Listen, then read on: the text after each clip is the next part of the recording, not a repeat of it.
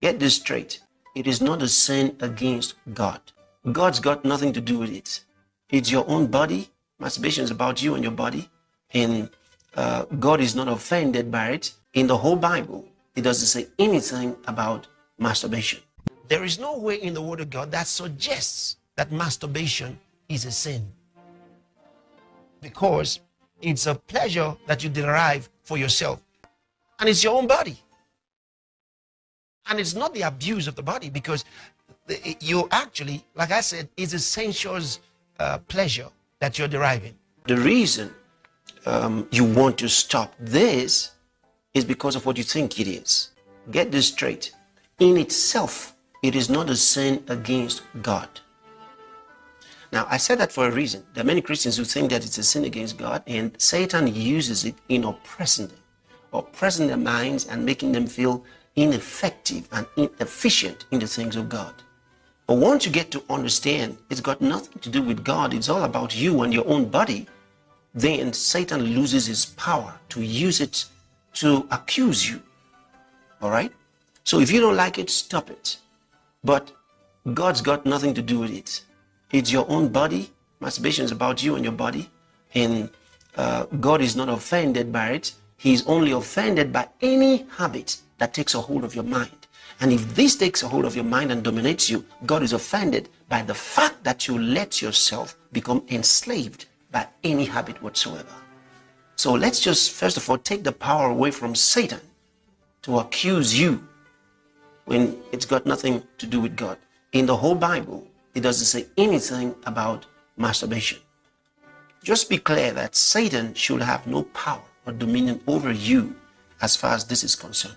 It can be a habit you don't like, but it's got nothing to do with God. God's not thinking about it. God don't have no problem with it.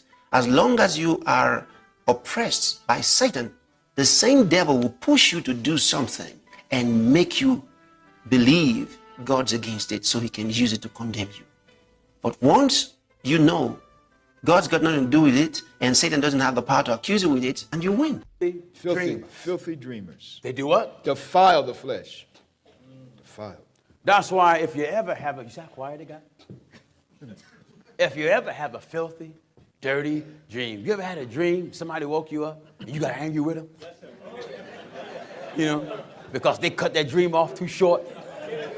And you're like, what you waking me up for? And you literally laid down to try to pick your dream back up like a movie. You laid back down and try to start that thing over, turn. You hate the sun came up, you put the covers on your head, squinching your eyes. And all the time could have been fornicating, committing adultery, or doing the things in your dream that you're not doing now, like smoking weed, gambling, snorting cocaine.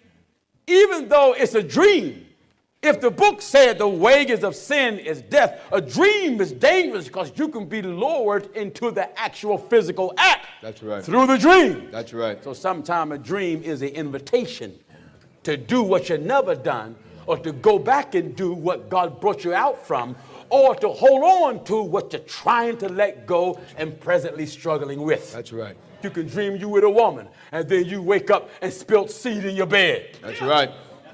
Filthy dreamers. What? Filthy dreamers. What? Filthy dreamers. Good dreamers. Filthy dreamers. No, good dreamers. Filthy dreamers. No, good time dreamers. Filthy dreamers. Good time dreamers. Filthy dreamers. What does it do to you? Defile the flesh. When a thing is defiled, it's in sin. Who is the most powerful pastor in the world?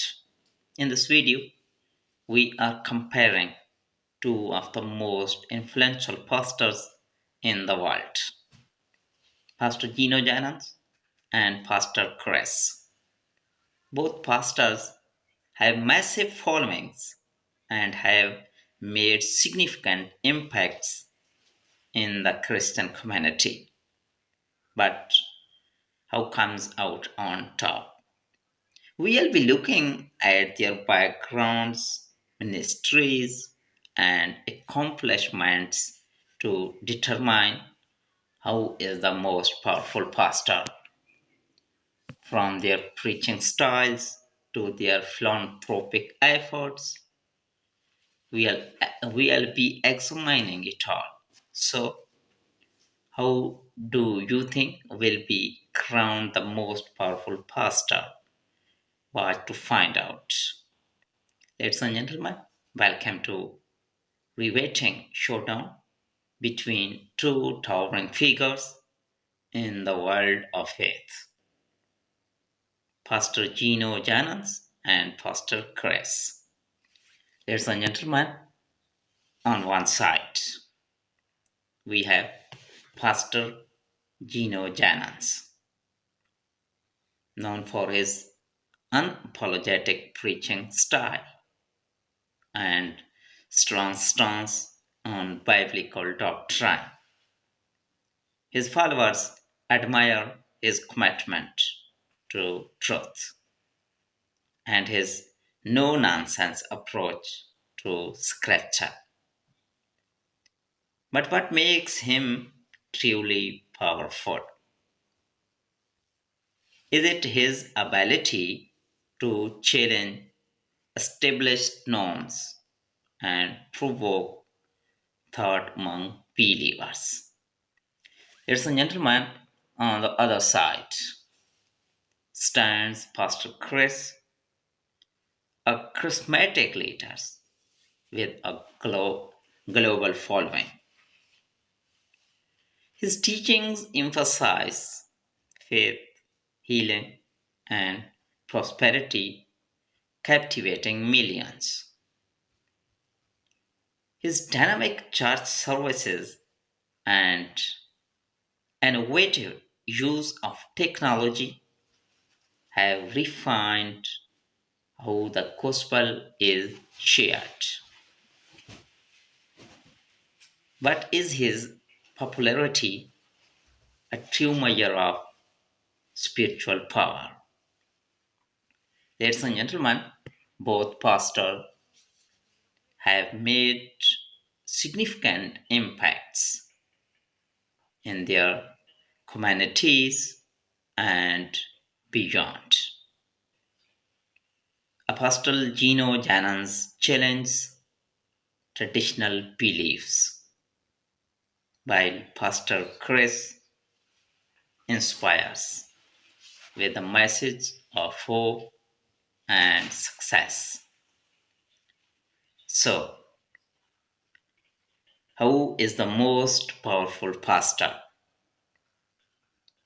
Is it the one who stands firmly for doctrine, or the one who captivates hearts with charisma? The choice is yours to make. Thank you for watching. Don't forget to subscribe to our channel for more engaging discussions.